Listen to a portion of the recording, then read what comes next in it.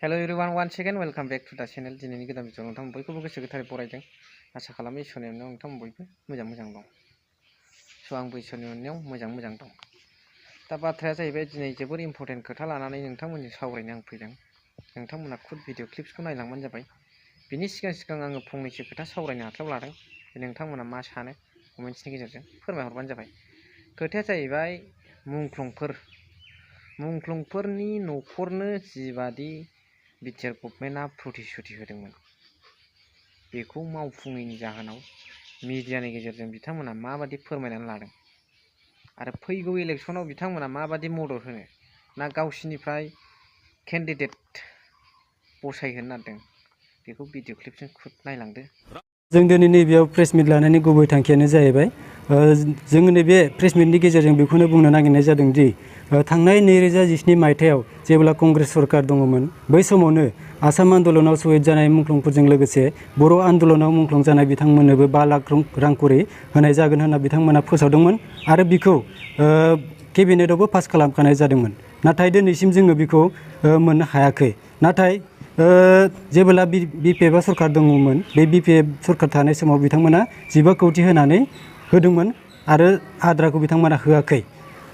बेखौनो जोङो आसा खालामदोंमोन जे नैबे गोदान सरकार बिथांमोना 17 बोसोर सरकार सालायनायाव जोंनि जिखिनि मोननांगौ रां बिथांमोना बेखौ जोंनो होलाङासै।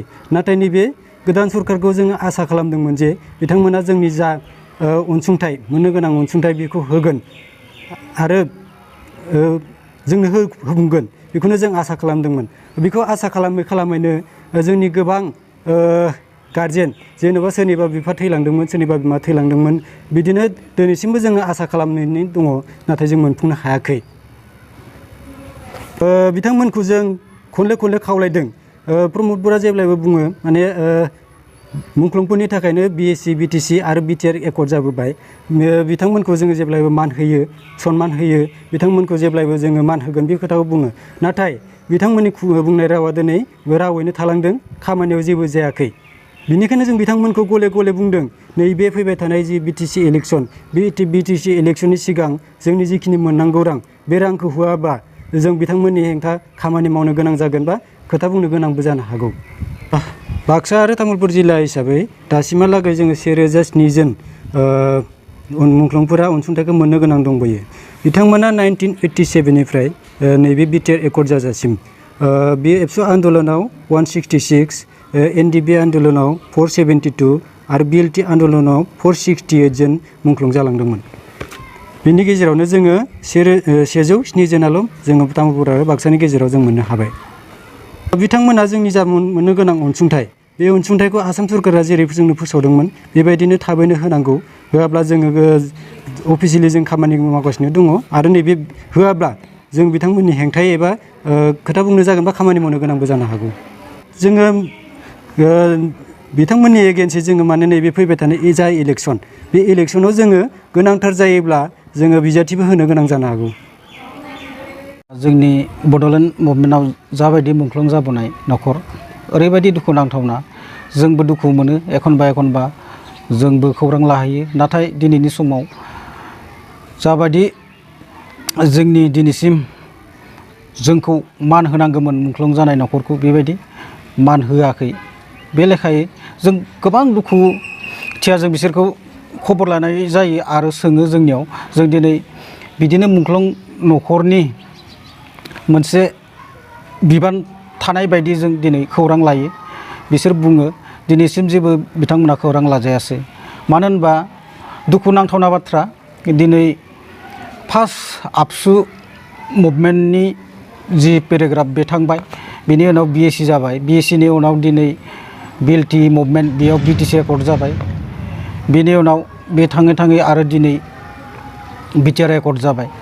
जों बेखौ रावखौबो जों बासिनो सानाखै। बेयाव आबसु एनडिबि बिएलटि गासैखौबो लानानै जों मोनसे मुंख्लंआरि आफाद हिसाबै जों दिनै जाबायदि मुंख्लंफोरनि न'खरखौ हालाय हाफाय नुबोबाय जाहाथे बिसोरो दिनैसिम जेबो मोननो हायाखै अनसुंथाइ। बिनि थाखाय जों गोबां दुखु नाङो दुखु मोनो। बेनिखायनो जों खावलायबाय थादों बारे थाबैनो अनसुंथाइखौ होनांगौ आरो बिथांमोनखौ खबर लानांगौ।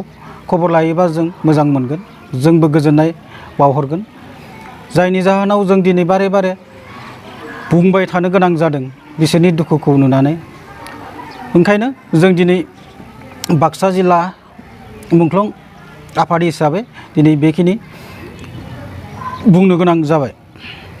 आरो जों बे सुंथाइखौ बिसाद खौथिनि आगोल मोनफुंनाय नुयोब्ला जों गोजोननाय मोनगोन, आरो मोनफुंजोबनाय नुवाबा एसे जों सोंखारिबावनो गोनां जाहैगोन। आं दिनै मुंख्लं आफादनि जानानै बुंनो गोनां गोबां दंबावो, नाथाय दिनै खुगाजों बुंना बुंजोब हानाय नङा। ओंखायनो जों बेखिनिखौ बुंनानै आरो उनाव जिखिनि बुंनो गोनां दं बेखौ जों उनाव बिसाद खौथिनि आगोलाव जों बुंफुंबावनाय जाहैगोन। आरो दिनै भिडिअखौ एसेबां फोजोबबाय, थेंक इउ फर वाचिं, लाभ इउ।